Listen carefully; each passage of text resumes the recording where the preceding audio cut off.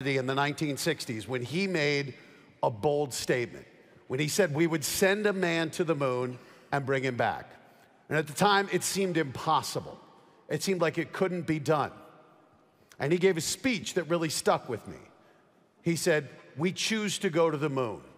We choose to go to the moon and do these other things, not because they're easy, but because they're hard. And I thought, that's what we're doing here. We're choosing to do something hard. We're choosing to try to save the earth. And that's, when you think, what could be more audacious than sending somebody to the moon? Saving the earth. Plus, I would love to hear the speech that you would give with that one. We choose to save the earth because it's hard, like my pectoral muscles. So do some push-ups and stop polluting. Okay, no, you know, I don't need it. I just wanted to quote him to him. Right now, though, let's take a look at what could be our next moonshot. Houston, roger, we copy, and we're standing by for your TE. Right. This is a very special day.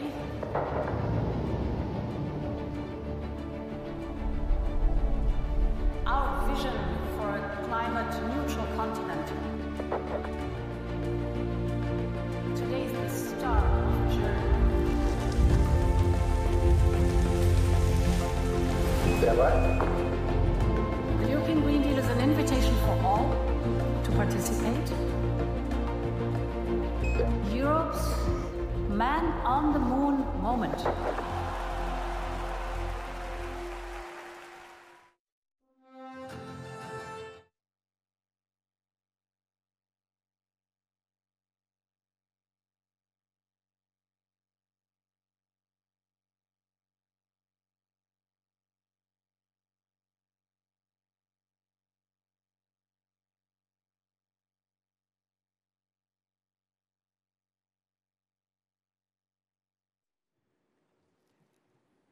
Governor Schwarzenegger called on us earlier to do some really plain speaking. Well, this man is known for his plain speaking. He's the EU leader responsible for the Green Deal, and he chose this summit last year as the venue to deliver a powerful message of political will to ratchet up climate ambition.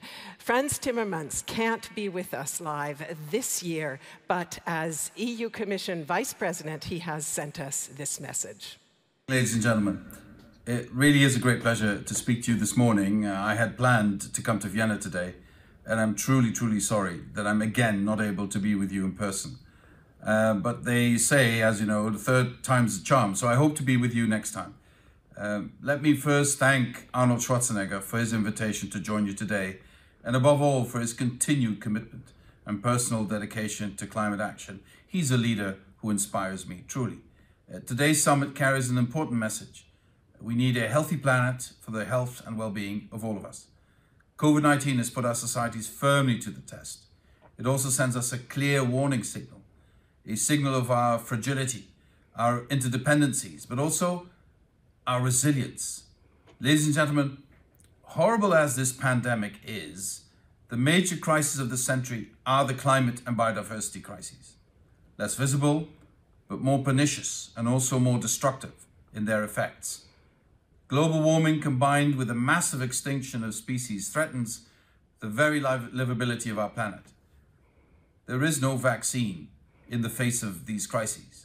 To protect humanity, secure our future, we need to make profound changes in how we live, produce, and consume. This is no longer an abstract threat. We already need to learn how to live with fires, droughts, floods, and other disasters. We've seen tornadoes in Western Europe, for heaven's sake. Never seen that before.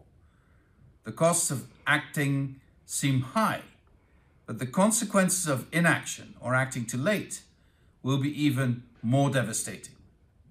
The economic cost will be immense, unbearable. The human cost would be tragic and equally unbearable. So the challenge is obviously global. Major economies are aligning and a critical mass is growing. Together with our partners, we work to pave the way to a successful COP26 in Glasgow. In Europe, we witness incredible political will to act. Businesses and investors driving the real economy also start to align with our green objectives. We now have a climate law that creates a legally binding commitment to become climate neutral by 2050. In order to achieve climate neutrality in the right conditions, Europe must first reduce our emissions by at least 55% by 2030 compared to the levels we had in 1990. But we do not start from scratch. Compared to 1990, we managed to reduce emissions by 24% in 2020. At the same time, the European economy grew by over 60%. This means that we've already succeeded in decoupling economic growth from greenhouse gas emissions. But 2030 is only a heartbeat away, so we really need to speed up our efforts. In about 2 weeks, on the 14th of July, we will present a package of legislation to make sure we reach the target of at least 55% reductions in 2030. The package marks the moment where Europe will move from setting targets to making the difficult, really hard and difficult, but necessary changes in our economy. In short, we will fast forward all actions and targets in our climate and energy policy framework and ensure that economic operators pay the price of CO2 emissions. All sectors of the economy will have to contribute: power and industry, transport, buildings, agriculture. We are in the midst of a major transformation in Europe, a new industrial revolution, worldwide industrial revolution. We have the ambition in Europe of a prosperous, low-emission future, rich in opportunity, on the basis of social justice. We have to invest in this future, and most importantly, we have to ensure that the transition is fair. This transition will be just, or it will just not be. I'm absolutely convinced of this. There can be no ecological transition without social justice. Even more, the transition itself is about social justice. If we do not respond to the climate emergency, the first victims will be the most vulnerable people in our societies. They have nowhere to go. They can't afford to escape. Ladies and gentlemen, the transition is our opportunity to innovate, to prosper, to leave no one behind, and to deliver a healthy planet for our children and grandchildren. During the pandemic, young generations have shown incredible solidarity with their elders, staying home, keeping distance, even though they themselves did not run as many risks from the disease. I found this expression of solidarity so inspiring. We now need to repay that solidarity with our own and take action against the crises that threaten their future. Together, we need to seize this opportunity before it is too late.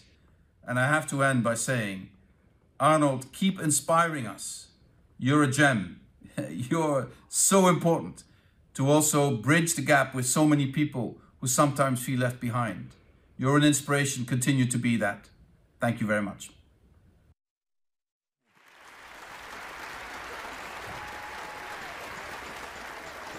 A powerful voice for the European Union. We'll hear more about the European Union Green Deal this afternoon.